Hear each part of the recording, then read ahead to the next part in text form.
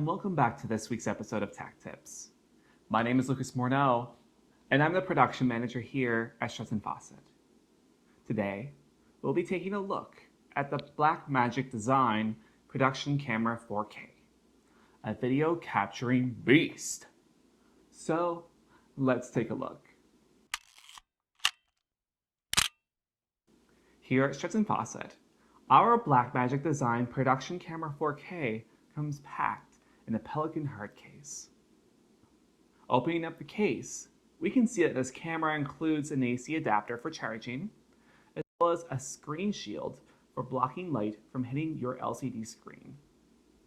Our model of the Production 4K comes with a Canon EF mount, but you can also purchase this camera with an REPL mount. Next, let's go over the specifications of the BlackMagic Production Camera 4K. The BlackMagic Production 4K shoots 4K ProRes 422 internally, as well as Cinema DNG. So, video captured from this camera will either be slightly compressed or not compressed at all, resulting in large files. Due to this, we have included a 500GB solid-state drive for the camera, as this camera requires an SSD for storage instead of a normal SD or compact flash card. The size of the files may cause issues with editing, especially in Adobe Premiere. I personally have had to switch to editing with DaVinci Resolve when using this camera, as editing even ProRes proxy from this camera can take an eternity. I have no problems editing with DaVinci Resolve on my personal iMac, whereas even Struts' new iMac Pro chugs along slowly when editing the same clips in Adobe Premiere. The fastest frame rate available to record on this camera is 30 frames per second. So, sadly, this camera is not meant to record cool slow motion shots on. The Production 4K has a max ISO of 800. However, this camera's low light performance is extremely poor. So, I would not recommend recording over an ISO of 400. On the back of the camera, the first thing we'll see is the 5-inch LCD touchscreen. Out of all the cameras available to rent at Struts, this is the largest screen available on any camera. Navigating the menu is also extremely easy. Once you turn on the camera, push the menu button on the back. 6 different icons will appear, with the top acting as submenus and the bottom as on-off buttons for things like monitors and focus peaking. The Production 4K features a global shutter. Capturing movement with the Production 4K will look a lot more natural, as most other cameras use a rolling shutter. And through this, you tend to see fast-moving objects turn rubbery. In rolling shutters, the shutter, sometimes a rolling disc, will expose the sensor or frame from one side to the other. So if your subject is moving faster than the shutter, it will look skewed due to its moving positions.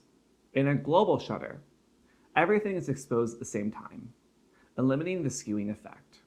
Finally, before moving on to how to use the camera, a quick note on this camera's battery. The first thing one notices when turning on the Production 4K is its horrible battery life.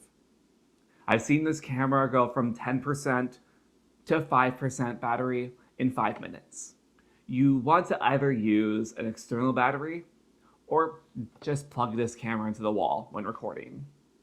For those looking to use external microphones, live video monitors, or recorders, this camera does present some challenges. It does not feature XLR ports or an HDMI port. Instead, audio is controlled through a stereo 1/4-inch jack, and video can be outputted through the SDI port. Next, let's go over how to use the camera. One of the first things we'll want to do is pick the codec, resolution, and dynamic range we want to record with. Being able to record RAW is amazing. However, it is also unnecessary for most people. I personally tend to choose one of the ProRes options, as this codec is contained in a .mov container and is easy to work with. They are organized from least amount of compression, ProRes HQ, to the most amount of compression, ProRes Proxy. From here, we want to pick a resolution shooting either in 4K or in 1080p. When choosing dynamic range, there are two options available: video and film. For those looking to get more control out of the camera, the film option is your best bet. This essentially is a log recording feature, flattening the highlights and shadows, as well as the contrast and saturation of the image, so that colors and exposure can be further controlled in post. For those looking for a simple run and gun option, the video setting will be your best bet. There are two record buttons, one on the front and one on the back, making it easier to record in any situation. If needed, focus peaking and monitors can be easily turned on from the menu to ensure both perfect focus and audio levels respectively. Finally, let's go over the pros and cons of the BlackMagic Production Camera 4K.